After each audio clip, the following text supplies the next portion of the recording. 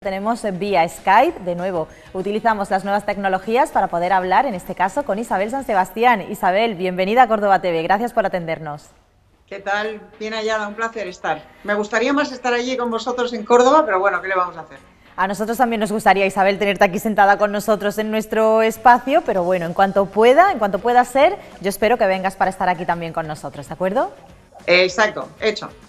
Pues de momento vamos a hablar así y vamos a hablar de Las campanas de Santiago, que es el nombre de la nueva novela que firmas, una novela que nos tiene enganchadísimos a toda la redacción. No nos cuentes el final porque no hemos llegado hasta el final, pero sí que estamos comentando ya aquí distintos capítulos y qué manera tan bonita de adentrarnos en la historia y en tu historia.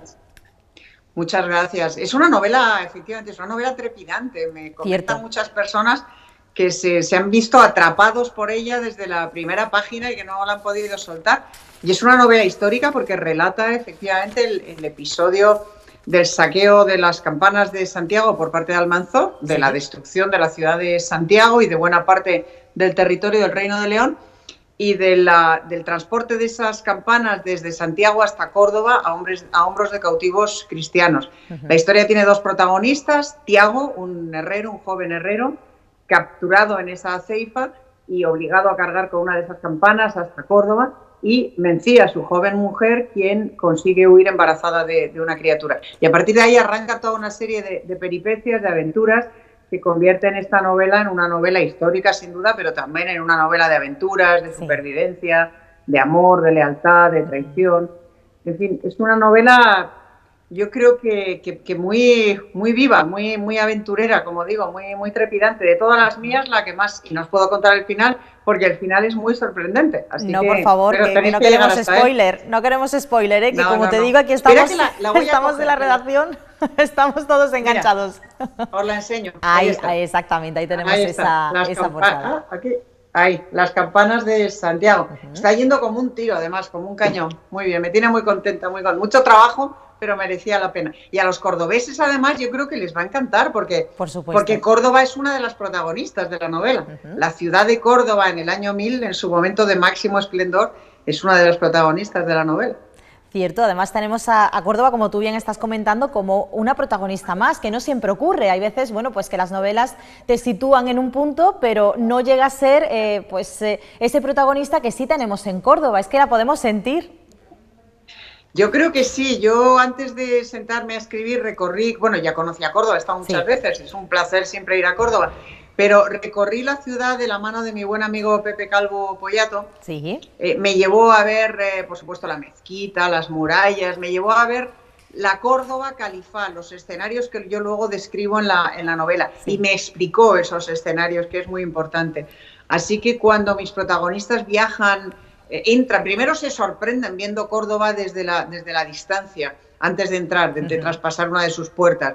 Y después, cuando pasan por una de sus puertas, la de Gallegos precisamente, y entran en la ciudad y recorren sus callejuelas y llegan hasta la explanada de la mezquita, y depositan el tributo, esas campanas que han venido cargando desde Santiago, lo depositan en la entrada de la mezquita, Córdoba se convierte en una protagonista más, y además en una protagonista vista a través de ojos de un artesano musulmán, de un amín, Mahmoud, y también vista desde los ojos de un cautivo cristiano, es decir, vista desde las dos perspectivas. La perspectiva de quien se siente enormemente orgulloso de su ciudad y con razón, y la perspectiva de quien conoce el altísimo precio en sangre y en vidas y en sufrimiento que han pagado los cristianos para poder construir ese gigantesco esplendor y llenar Córdoba de jardines y de baños y de palacios y de mezquitas. Así es. Isabel, ¿cómo es todo el proceso de realizar una novela y de escribir una novela como esta? Porque novelas históricas hay muchas, pero que lleguen de la manera en la que llega, la manera que tú tienes de escribir, hay pocas, y sobre todo tan trepidantes, como tú dices, ¿no? Que dejamos ya de lado la parte histórica para adentrarnos en una auténtica aventura. ¿Cómo se consigue eso? Bueno, yo tengo que agradecer a mi padre, que me legó su imaginación. Mi padre tenía muchísima imaginación, nos contaba historias todas las noches que se iba inventando sobre la marcha. Y yo creo que, no sé si por eso, o porque también he leído muchísimo antes de sentarme a escribir. Yo soy una lectora compulsiva, tengo una biblioteca de entre 7 y 8 mil libros, más o menos, casi todos leídos. y tengo mucha imaginación. Y yo cuando abro una novela lo que quiero es que me atrape, quiero que me enganche. Sí. Quiero tener ganas de llegar a casa y sentarme a leer. Y cuando me pongo a escribir una novela, pues intento conseguir lo mismo. Intento conseguir atrapar al lector, engancharle y entretenerle.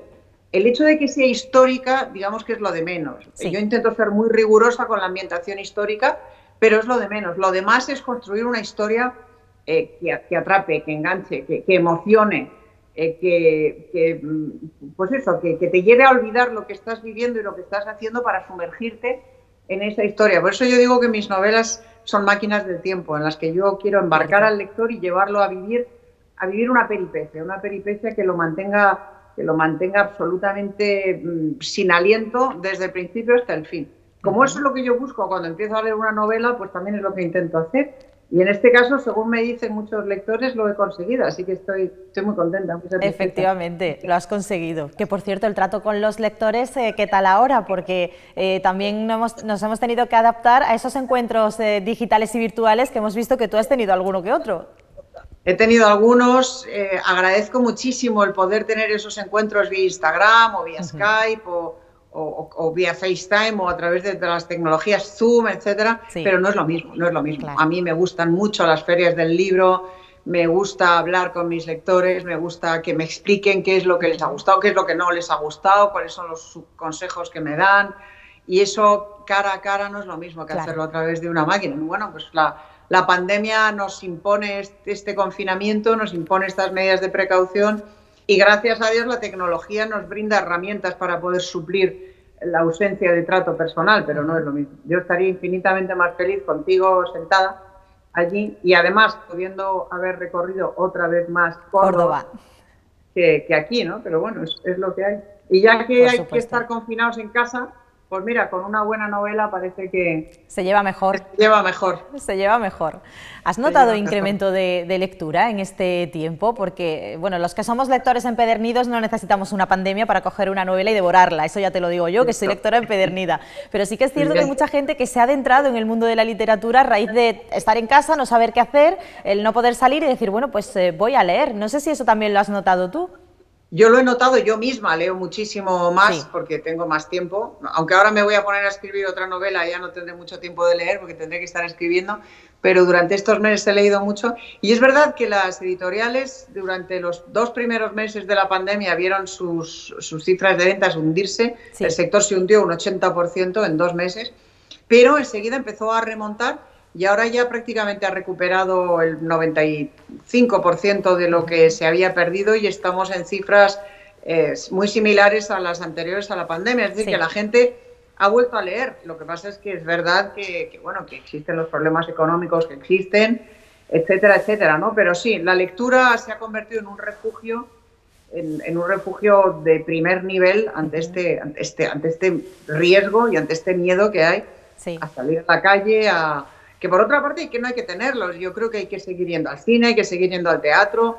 La cultura no se ha muerto y la cultura sigue funcionando y tiene todas las medidas y las garantías de seguridad. Pero bueno, la lectura, que siempre es un placer y que siempre es una forma de aumentar tu capacidad intelectual y tu capacidad crítica y tu libertad, tu auténtica libertad, que es el libre albedrío, pues es una actividad no solo compatible con esta situación, sino altamente recomendable, ¿no? Es una forma de viajar con la imaginación que no tiene ningún peligro y muy poco coste. Porque los libros, si uno piensa en el placer que le dan y en la cantidad de gente que puede leer el mismo libro, no son caros. Efectivamente, tenemos que estar siempre en pro de la lectura, eso por supuesto. Isabel, has comentado que dentro de nada vas a empezar ya una nueva novela. No sé si se puede adelantar un poquito, aunque sea, ¿podemos adelantar algo? Bueno, en esta novela, en Las campanas de Santiago, cuento el viaje que hicieron esas campanas desde Santiago hasta Córdoba, lo que ocurrió con ellas hasta ser convertidas en lámparas para iluminar la mezquita que había mandado ampliar Almanzor, y cómo viven en ese contexto terrible, cómo viven su peripecia vital mis dos personajes, Tiago y Mencía, mis dos protagonistas, que tienen un hijo. Que Mencía está embarazada cuando empieza la novela. Esas campanas, la historia nos dice que acabaron volviendo a Santiago, y hasta ahí puedo leer. O sea que la historia continúa. Ahí lo dejamos, ahí dejamos Ahí lo dejamos. esa parte, por supuesto. Tenemos que, como yo te he pedido antes que no hagas spoiler, tenemos que dejarlo aquí, pero sí que vamos a tener otra fantástica novela. ¿Cómo crees tú que está ahora mismo la novela histórica? ¿En qué punto? Porque no lo sé, pero yo como lectora veo que es algo que se solicita, que los lectores vamos pidiendo novela histórica, que está bien posicionada. No sé si tú sientes lo mismo. Sí, sí, sí, la novela histórica está en auge, vive un momento esplendoroso precisamente porque hay un auténtico apetito de saber. Los españoles, muchísimos españoles, sienten que se les ha hurtado su historia, la historia de su país, y la quieren recuperar. Y nosotros tenemos una asociación de escritores de novela histórica, se llama Escritores con la Historia, en la que está Pepe Calvo Pollato, está Antonio Pérez Henares, estoy yo, está... bueno, en fin, estamos todos los escritores del género prácticamente, José Luis Corral, en fin, hay muchos, por no decir todos los escritores del género, y nos hemos propuesto la misión precisamente de rescatar a través de nuestras novelas, a través de charlas que impartimos en universidades de verano, en ayuntamientos, jornadas dedicadas a la historia y a la novela histórica, rescatar esta historia que en buena medida se nos está hurtando, que ha desaparecido en muchos casos de los libros de texto o que está siendo tergiversada, manipulada por intereses espurios, bastardos, intereses políticos.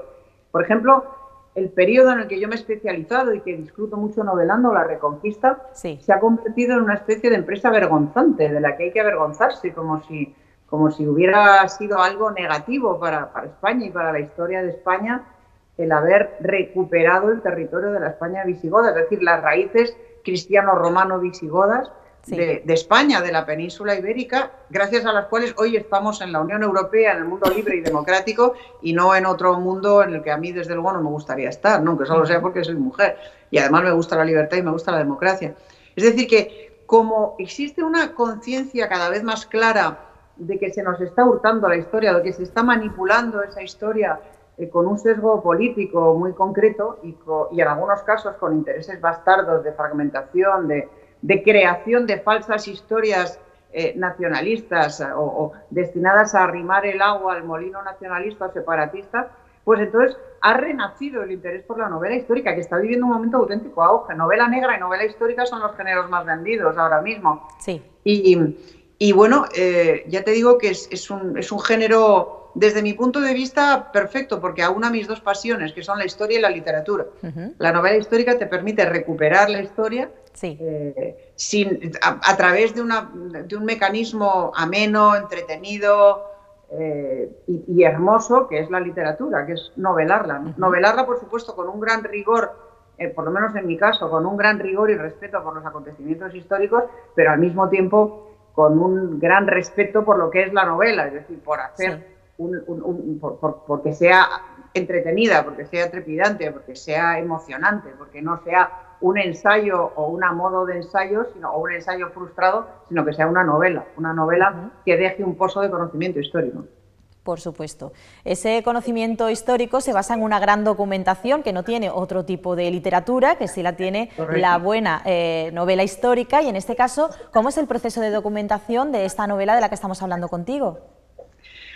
Yo me topé con el episodio del saqueo de las campanas de Santiago documentando mi anterior novela, La Peregrina, que relata el origen del Camino de Santiago. El origen del Camino de Santiago se sitúa en el siglo IX, en el año 820 aproximadamente, en ese viaje que hizo el rey Alfonso II el Casto desde su corte en Oviedo hasta Compostela. Yo novelé ese primer camino en mi novela anterior, La Peregrina, y leyendo todo lo que caía en mis manos sobre el Camino de Santiago con el fin de documentar esa novela, me topé con este episodio.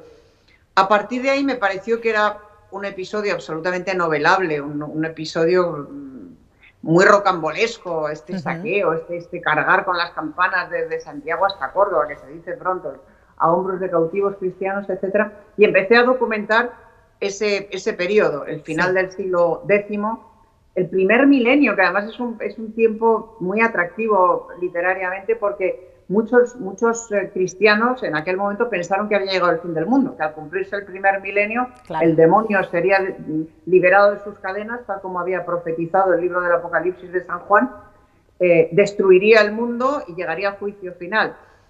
Hubo muchísimo miedo a que se terminara el mundo en el primer milenio, y justo en ese momento coincidió Almanzor, un caudillo verdaderamente aterrador en sus sombras de una letalidad que ríete tú del coronavirus. Almanzó mató, esclavizó, asoló los territorios cristianos con una crueldad y con una eficacia sin precedentes y sin parangón, afortunadamente para los cristianos. Claro, al coincidir eso,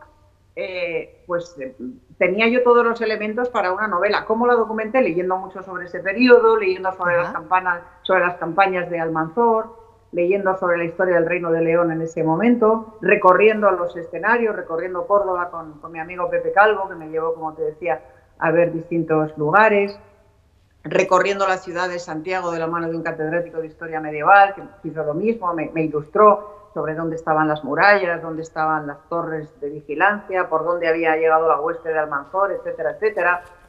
Leyendo también sobre leyendas locales, porque el lector se va a encontrar con un poblado de origen vikingo en pleno litoral asturiano, y eso forma parte de las leyendas locales de mi querida Asturias, donde yo tengo una casa y a donde voy siempre que puedo y que quiero mucho. Y bueno, aunando ese sustrato histórico, contrastado y estudiado, con una trama de ficción alimentada también con leyendas y con sabiduría popular, que al final es también un tejido, una fuente de conocimiento muy importante.